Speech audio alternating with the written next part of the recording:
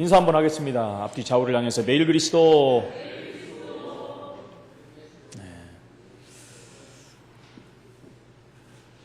제목이 빼앗기지 아니하리라 하신 예수 그리스도. 우리가 사도행전 1장에 누가가 데오빌로에게 각하에게 쓴 그레는이라는 말씀에 근거해서 누가복음을 보고 있습니다. 누가복음은 예수가 그리스도 되심에 대해서 증거한 책입니다. 그렇기 때문에 부득불 제목 뒤에는 항상 예수 그리스도가 붙습니다. 그러다 보니까 제목이 길어질 수밖에 없어요. 우리 집사람은 맨날 이렇게 제목을 길게 하냐고 별걸 다 트집을 잡습니다만은 이 의미를 아시고 이거보다 더 길어질 수도 있습니다. 누가복음이 끝나는 순간까지. 누가복음이 끝나면 이제 가장 짧은 제목들로 여러분에게 안내할 수 있도록 하겠습니다. 그때까지는 이해하셔야 됩니다. 어쩔 수 없이 뒤에 예수 그리스도가 붙기 때문에 길어질 수밖에 없습니다. 저는 줄인다고 줄였는데 깁니다. 지금 제목 잡을 때 굉장히 고민을 합니다. 본문의 말씀과 같이 또 맞아야 되기 때문에 말도 안 되는 제목을 잡으면 안 되지 않습니까? 그 가운데 오늘은 빼앗기지 아니하리라 라고 하신 예수 그리스도의 말씀입니다.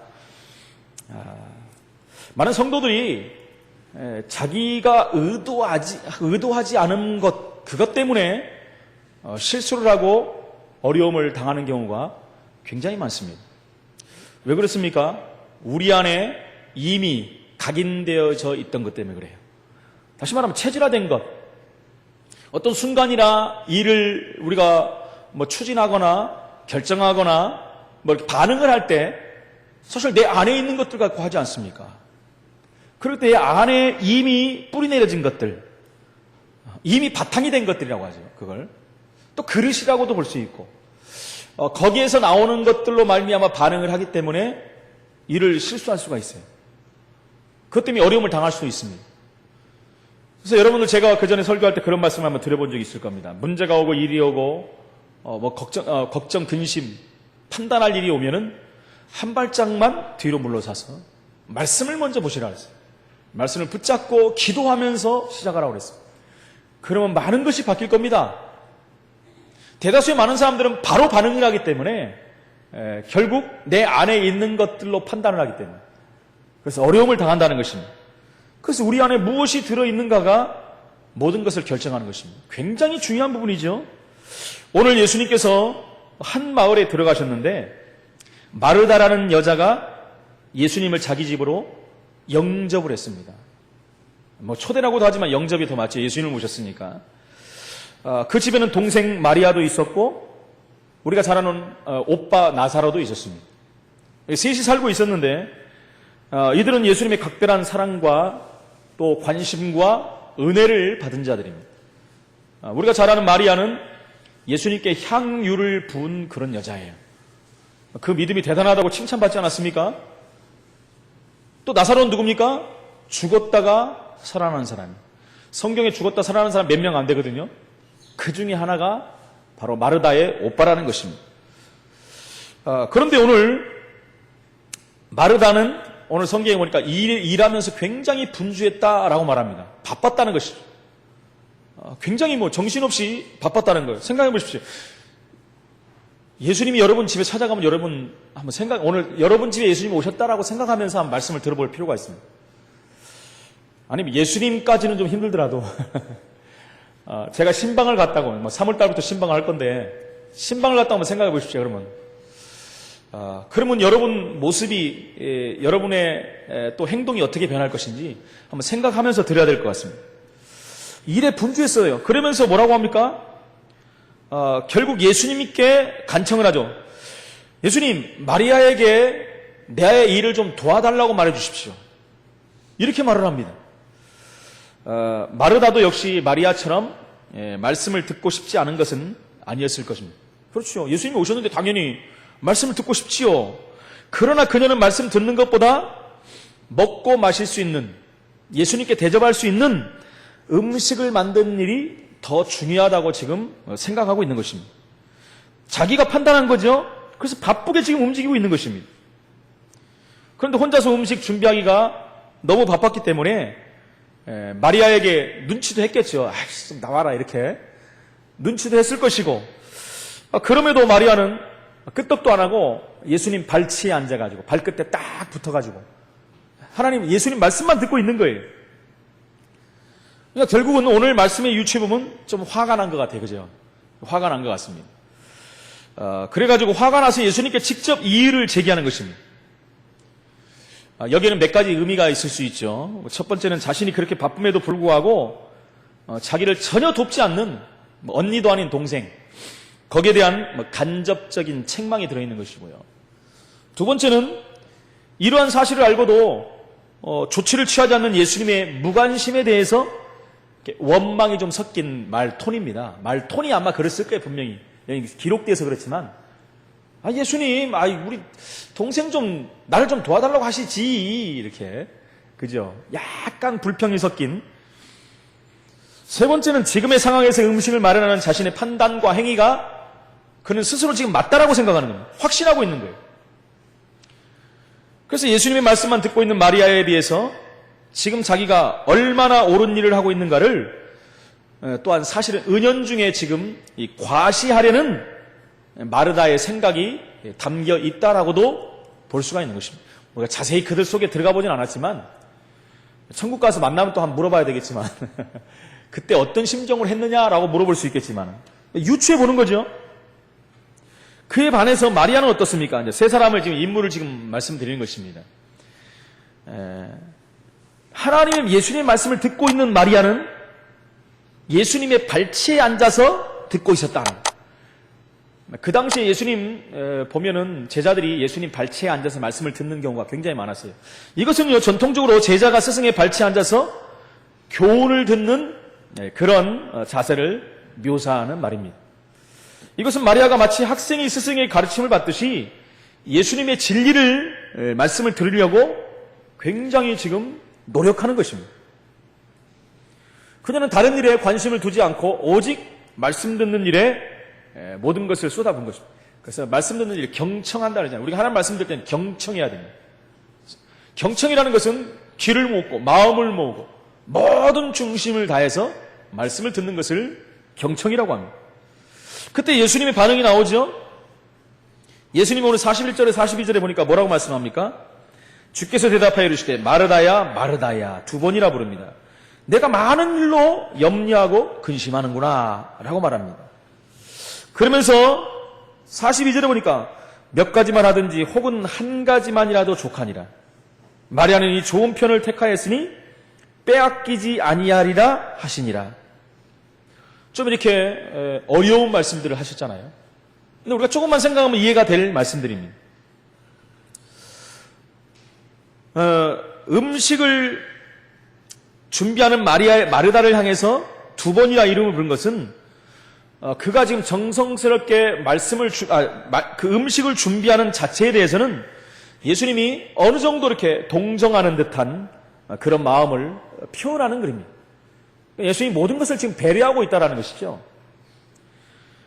그러면서 마르다는 육체적인 배고픔을 해소해 줄 먹을거리만 찾았는데 영혼을 배부르게 하는 생명양식인 하나님 말씀이 더 중요하다는 것을 사실은 알려주는 것입니다. 마르다야 마르다야 하는 것은 그 안에 이런 또 말씀도 내포되어 있는 것입니다. 그러면서 몇 가지만 하든지 혹은 한 가지만 하라라고 말했어요. 그것이 족하다. 전통적인 이 말씀에 대해서 이제 해석하는 부분들이 많이 나옵니다. 또 어떤 분들은 그래요. 음식을 너무 많이 준비하니까 예수님이 그렇게 많이 준비하지 말고 한두 가지만 준비하라 라고 말했다고 그렇게 해석하는 사람도 있습니다. 전통적으로 팔레스타인 지방에 있는 사람들은 접시 하나에 들어갈 만큼의 음식을 준비해서 먹거든요. 굉장히 검소합니다. 근데 오늘 성경 본문을 볼 때는 그 정도가 아니라 굉장히 많은 지금 음식을 장만하고 있는 것입니다. 그래서 예수님이 수많은 음식 만들지 말고 그때 바빠하지 말고 조금만 만들어라. 이렇게 해석하는 사람들도 있지만은 정통적인 해석은 그게 아닙니다. 정통적인 해석은 네가 음식을 만들으라고 분주함으로 하나님 말씀을 듣는 것을 잊어버렸다. 그래서 말씀에 듣는 것을 우선권을 둬라. 그 말씀 듣는 것에 우선권을 둔 마리아가 더 좋다라고 말하는 겁니다. 마리아가 하는 일이 더 좋다라고 지금 말씀하는 거예요. 이 해석을 정통적인 해석이라고 합니다. 저도 여기에 동의를 합니다. 그러면서 좋은 편을 선택하고 그렇게 하면 빼앗기지 아니하리라고 말씀했어요. 마리아로 하여금 자기를 돕도록 명하여 달라는 마르다의 요청은 거부됐습니다. 오히려 마리아의 말씀 듣는 태도를 쫓으라 라고 지금 예수님은 대답하고 있는 것이죠. 그것은 먼저 하나님 나라를 구하라 라고 말하는 것과 똑같은 것입니다. 하나님 나라가 중요하지 다른 게 중요하다는 게 아닙니다. 중요하지 않다는 게 아닙니다. 우선권을 지금 말하는 것이죠. 우선권을. 하나님 말씀이 가장 우선되어야 된다는 것을 지금 마르다에게 말씀하고 있는 것입니다. 그래서 제자들은 하나님 말씀을 배우고 그 말씀에 순종하는 일을 우선시해야 됩니다. 저와 여러분이 예수님의 제자이기 때문에 하나님 말씀 듣는 것이 가장 우선시가 돼야 돼요. 말씀보다 더 우선시 돼야 될 것은 없습니다. 시편 119편 103절에 보니까 주의 말씀이 내게 어찌 그리 단지요 내 입에 꿀보다 단이다 그랬어요. 그렇죠. 음식에 비유하고 있지 않습니까? 시편 119편 104절에 보니까 주의 법도들로 말미암아 내가 명철하게 되었으므로 모든 거짓 행위를 미워하나이다. 말씀을 통해서 모든 것이 나오는 것입니다. 말씀을 통해서 참 명철한 사람이 되어지는 거예요. 119편 105절에 보니까 주의 말씀은 내 발의 등이요 내 길의 빛이니라 라고 말씀합니다. 한 발 더 나가서 마태복음 4장 4절에 보니까 예수께서 대답하여 이르시되 기록되었으되 신명기서를 이용해서 말하죠. 사단에게 지금 대적하는 말씀하는 사람이 떡으로만 살 것이 아니요 하나님의 입으로부터 나오는 모든 말씀으로 살 것이니라 라고 말씀했습니다. 이토록 말씀이 중요하다는 것입니다. 그러나 대다수의 많은 사람들은 이 말씀 우선순위에서 벗어나 있다는 것이죠. 우리는 다 상처를 받은 사람이요 문제가 있는 사람이요 또 약점도 있는 사람들입니다. 이것을 우리가 그대로 그것들을 숨겨놓고 일 중심으로 나간다는 것은 사실은 어리석은 일이 될 수 있는 것입니다. 그것을 치유하는 것이 우선순위가 아니겠습니까? 차라리 암병에 걸려서 움직이지 못하고 메시지를 계속 듣던 사람이 오히려 잘 선택을 한 것일 수도 있어요. 그렇지 않습니까? 아이, 목사님 그렇게 극단적으로 표현하십니까? 안 그렇습니까? 말씀 안 듣고 말씀 듣지 못하고 다른 것 중심으로 살다가 영혼이 피폐해버린 것보다 중병이 들어갖고 누워서 말씀 듣는 것이 훨씬 낫다. 굉장히 중요한 표현을 하고 있는 거 아니겠습니까? 그런 부분들이. 그토록 말씀은 중요하다는 것입니다. 여기 계신 모든 분들 이제는 우리가 나이를 좀 참고해 볼 필요도 있습니다. 우리의 나이가 얼마인가? 내가 복음에 어느 정도 지금 맛을 보고 있는가? 그럴 수 있어요. 어떤 사람은 복음의 입구에도 들어가 보지 못한 사람들도 있을 것입니다. 어떤 사람은 어느 정도 복음의 맛을 본 사람들도 있을 것입니다. 복음이 모든 것이라고 결론 난 사람들도 있을 거예요. 나는 복음을 위해서 모든 것을 해야 되겠다 라고 결단을 하는 분들도 있을 것입니다. 근데요, 가장 중요한 것은 이미 우리에게 복음이 들어오기 이전에 우리 후대 랩런트는 안 그러겠죠. 우리 안에 이미 다른 것들이 다 들어가 있다는 거예요. 서론부분에 말씀했던 것처럼 다른 것이 이미 들어가 자리를 잡고 있어요. 각인되어 있다는 것입니다. 체질화되어 갖고 그 체질이 나를 이끄는 거예요. 내 삶을 체질이 이끄는 거예요. 그렇죠? 체질에 이끌리는 삶이 되어버리면 안 됩니다. 미국에 얼마 전에 릭 워렌 목사님이 쓴 목적이 이끄는 삶, 그런 책이 베스트셀러를 기록했는데요. 여러분, 선풍적으로 우리나라 목사님들이 안 읽어본 사람들이에요. 근데요, 저는 그런 책들 별로 안 좋아합니다. 목적이 이끄는 삶이 뭐예요? 목적이 이끌면 안 되죠. 하나님 말씀에 이끌리는 삶이 돼야 되죠. 여러분, 안타깝게도 그분이 뉴에이지에 속한 목사님이라는 것이 드러났습니다. 뉴에이지뿐만 아니라 프리메이션까지 속한 사람이에요. 근데 한국의 대다수의 큰 목회라는 목사님들도 그런 것도 모르고 막 그 책이 좋다라면서 모든 사람에게 일으키고. 잘 봐야 됩니다. 말씀 보면요, 여러분 맞는 것 같아요. 그렇지. 그렇게 사는 걸 중요하지. 그 책을 읽어보면요, 가장 중요한 부분들이 다 빠져버렸어요. 그러니까 책도 잘 읽어야 돼요. 무조건 베스트셀러라고 다 읽어버리면 좋은 게 아닙니다. 그 정말 얼마나 성경적이고 복음적인 책인가. 그리고 우리가 복음을 분별할 수 있는 사람이라면 그 외에 있는 책도 읽으면 됩니다. 그게 안 되면요, 책이 얼마나 영향을 미치는데요, 여러분. 그래서 우리 후대들에게, 랩런트들에게 아무 책이나 읽히면 안 된다는 거예요. 오늘 마리아가 예수님 앞에서 말씀을 들었습니다. 그래서 예수님께서 참 좋은 표현을 한 거예요, 지금. 그렇죠? 영원히 빼앗기지 아니하리라. 여러분, 굉장히 중요한 말씀이죠. 영원히 빼앗기지 않는다는 거예요. 이 말은 성공하는 성도의 모습입니다. 말씀을 제대로 듣기 시작했다는 얘기죠. 말씀을 듣고 말씀 안에 있는 자는 빼앗기지 않는다는 거예요. 얼마나 중요한 표현입니까? 어떤 말씀입니까? 도대체 예수 그리스도 이분이 누구냐는 거예요. 구약 성경에 그림자만 봤는데도 역사가 일어났는데, 여러분, 구약 성경이 뭡니까? 한마디로 말하면 우리 인간의 모든 문제 해결자 대신 그리스도를 보내겠다는 얘기 아닙니까? 오실 메시아에 대해서 말씀하고 있는 거예요.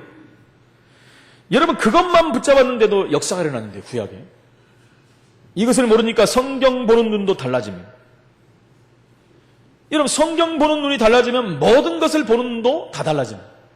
성경 보는 눈이 열리면 모든 것을 보는 눈도 바뀌어요. 그렇죠? 제가 목요일 날인가 금요일 날 말씀드렸잖아요. 어떻게 보느냐에 대해서 모든 것이 다 달라집니다. 내가 어떤 색깔의 눈을 가지고 봐야 되냐. 여러분, 파란 선글라스를 끼고 세상을 보면 파랗게 보입니다. 그렇죠? 빨간 선글라스를 끼고 세상을 보면 빨갛게 다 보여요. 그래서 빨갛다 그래 버려요. 그게 아닌데요. 우리가 율법적인 눈을 가지고 세상을 보면 전부 정죄할 것밖에 없습니다. 복음의 눈으로 보면 세상이 보여져요. 세상이 이해가 돼요. 왜 세상이 이토록 지금 타락하고 있고 후대들이 어려움을 당하고 있는가? 그러면 복음만이 모든 것이라는 것이 답을 낼 수가 있는 것이죠. 정말 세상 보는 눈이 달라지는 것입니다. 왜 우리는 복음을 강조해야 됩니까, 여러분? 강조할 것도 많은데 복음만은 강조해야 될 이유가 있습니다. 여러분, 미국에서 영어를 한국 사람인데 모국어처럼 이렇게 잘 사용한 사람이 있었어요. 수십 년을 살았던. 근데 이분이 사고를 당해갖고 무의식에 빠졌는데, 여러분, 영어는 한마디도 안 하더래요. 옛날에 한국에 썼던 한국말만 나오더라는 거예요. 여러분, 기가 막히지 않습니까? 이미 영어 이전에 한국말이 뿌리 내린 거예요. 일본 현지인이 이 사람이 일본인 같다라고 했던 사람이, 그 정도로 일본 사람 같고 일본말을 구사했던 사람이 역시 사고를 당하고 무의식에 빠졌는데 일본말을 전부 잊어버렸대요. 한국말만 하더래요. 한국말 쓰지도 않고 살았던 사람인데, 어렸을 때 한국에 있었던 그 말인데, 여러분, 그래서 체질된 것, 각인된 것, 어렸을 때 들어간 것이 얼마나 중요합니까, 여러분? 그것이 인생 전체를 바꾸는 거예요, 사실은요. 평소에는 그렇게 생각 안 하잖아요. 근데 중요한 일을 결정할 때, 그렇죠? 큰 위기가 오고 문제가 왔을 때는요, 내 안에 각인된 것으로 말미암아 결국은 그걸로 다 따라갑니다. 여러분 보세요. 전부 결국은 거기 다 따라간다니까요. 그럴 수밖에 없는 거예요. 그게 반응이죠. 반응을 따라가는 삶이 된다는 것입니다. 그래서 우리는 복음을 강조해야 돼요. 무엇이 먼저 들어가고 있고 무엇이 먼저 뿌리내려야 되는가. 그것이 그렇게도 중요하다는 것입니다. 여러분, 그래서 어렸을 때 무의식 중에 들어갔던 상처가요, 우리도 모르게 우리 밑에 다 깔린 거예요. 다 깔려있는 거예요, 그게요. 그리고 그게 결정적일 때 나와가지고 내 삶을 망쳐버린다는 것입니다. 점점 병이 들어버리는 것이죠. 여러분, 지적 성장이나 육적 성장과 달리 영적 부분의 성장은요, 복음이 들어가면 변하지 않아요. 점점 그것은 다른 방향으로 확대가 돼버린다는 거예요. 그래가지고 이게 방황하거나 타락하는 그런 쪽으로 나중에 열매를 맺혀버려요. 큰 문제. 그래서 큰 사고를 친 사람들 보십시오. 영적으로 어마어마한 상처를 받은 사람들이에요. 거의 다. 결정적일 때 그것들이 튀어나와가지고 자기를 제어를 못하고 큰 사고를 쳐버린다는 거예요. 사람들은 그걸 못 보잖아요. 그죠? 학자들도 못 봐요. 변호사도 못 봅니다. 그냥 검사도 못 봐요. 법관도 못 봅니다. 왜요? 나타난 것만 가지고 결정을 하기 때문에. 그 사람들 교화시킨다고 교도소에서도 절대 변화시킬 수가 없어요. 교화라는 건 뭡니까? 새 사람을 만들겠다는 건데, 영적인 새 사람을 만들 수가 없어요. 그래서 교도소 안에도 복음이 들어가야 돼요. 제가 요즘에 계속 말씀드린 그 장로님, 그런 장로님들이 교도소 안에 한 명씩 있다면 전체가 다 변하게 돼요. 한 명의 복음이 전체를 다 살려버리는 거예요. 이 복음이라는 것은 이런 그 엄청난 효과를 이룬다는 거예요. 복음이 아니고는 각인된 것을 바꿀 수가 없다니까요. 그래서 교회에서는 다른 거 말하면 안 돼요, 여러분. 다른 거 들으려면 학교 가서 들어야 되고 강연에 가야 되고, 요즘에 좋은 강연 애들 얼마나 많습니까? 문화센터 가도 강연에 좋은 사람들 와서 얼마나 많은 말을 합니까? 거기서 듣고 좋은 프로그램도 딴 데 가서 듣고, 교회에서는 복음만 들어야 돼요, 여러분. 우리가 늘 듣고 24시간 들어가도 안 되는데 잘 다른 거 들어가고 안 된다는 거예요. 특히 어렸을 때 그래서 아이들에게는 복음 말고 다른 거 집어넣으면 사실 죄입니다, 죄. 제가 늘 말씀드리잖아요.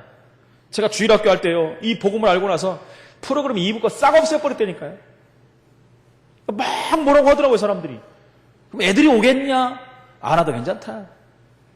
여러분, 아이들이 뭐가 각인되어 있냐면, 예배 빨리 끝나면 그 다음에 노는 프로그램이다.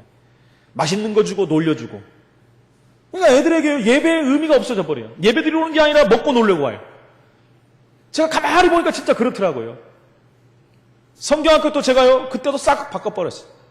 프로그램 싹 없애요. 오직 복음. 여러분, 안 바뀌는 것 같은데 나중에 바뀌더라고요, 애들이. 바뀌게 돼 있습니다. 그렇게 했던 애들이 지금요, 무럭무럭 자라가지고. 그런 아이들이 자라가지고요, 서울교회 제가 주일학교 때 했던 애들이 대학 가고 청년으로 결혼하고 이런 애들이 나와요, 지금. 근데 올바르게 다 성장했어요. 중간에 약간 맛봤다가도 다 들어오더라고요. 맛보는 시간도 얼마 안 걸려요. 복음 있는 아이들 금방 돌아옵니다.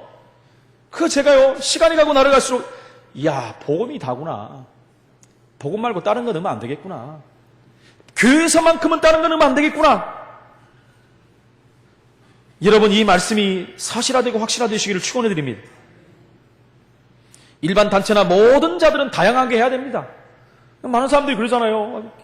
왜 그리스도만 말하냐? 너희는 교회 안에 다른 것도 말해야 되는데.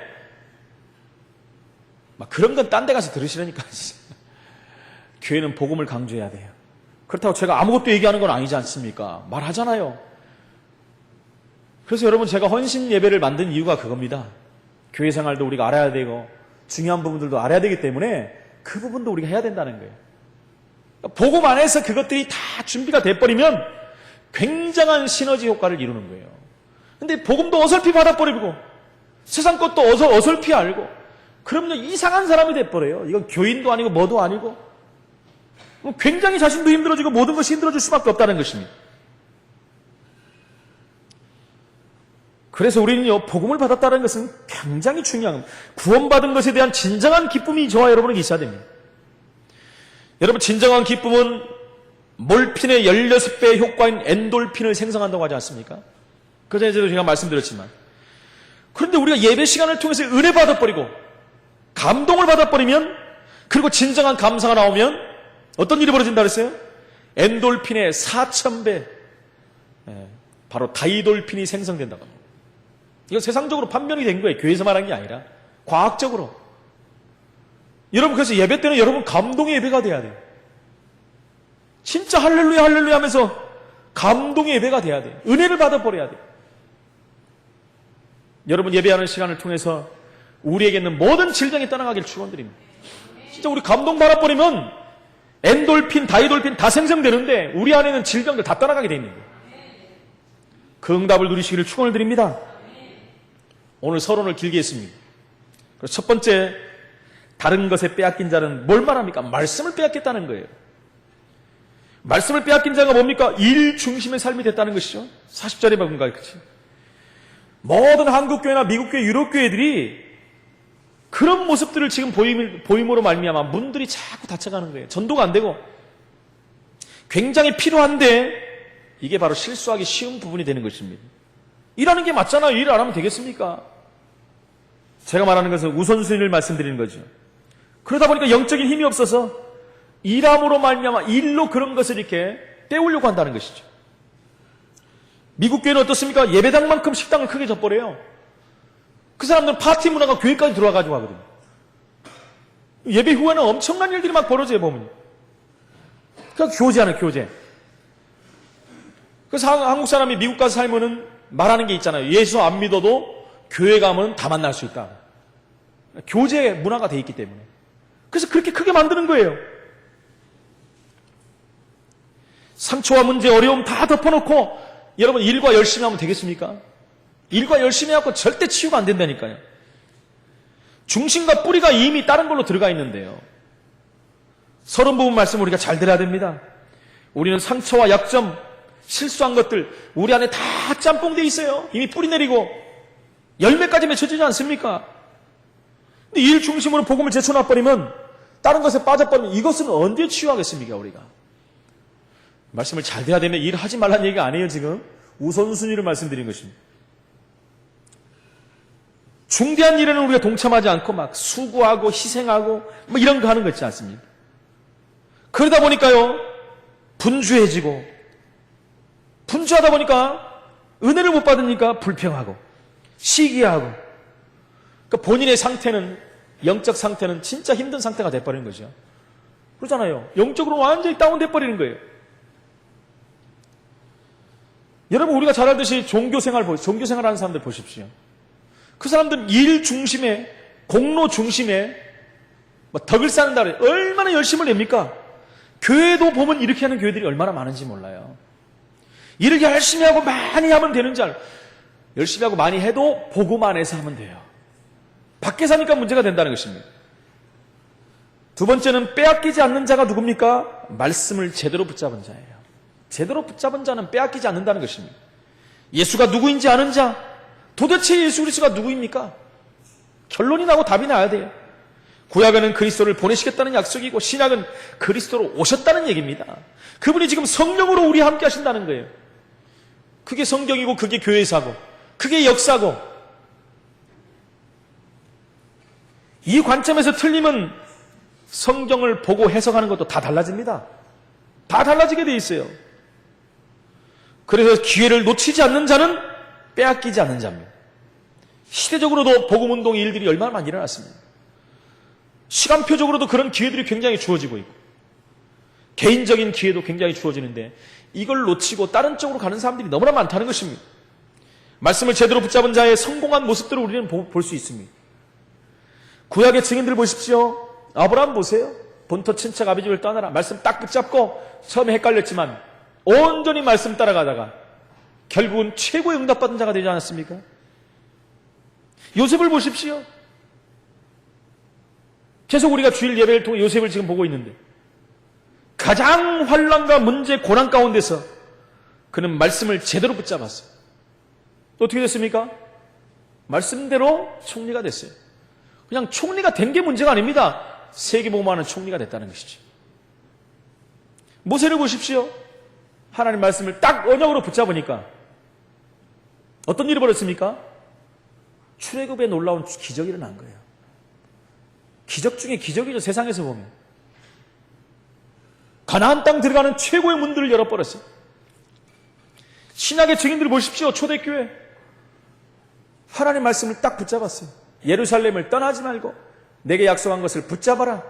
그거 붙잡고 기다린 것입니다. 일심으로 전심으로 지속으로 기다렸어요. 기도하면서 최고의 응답을 받은 자들이에요.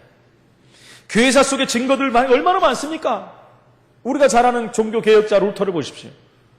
로마서 1장 17절에 오직 의인은 믿음으로 말미암아 사냐. 이 언약 붙잡고 생명의 위협, 최고의 어려움 가운데서도 이 엄청난 축복을 누린 사람이 된 것을 볼 수 있습니다.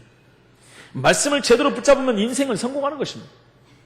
내가 하나님 내게 맡겨준 내 분야에서 성공하는 자가 되는 거예요.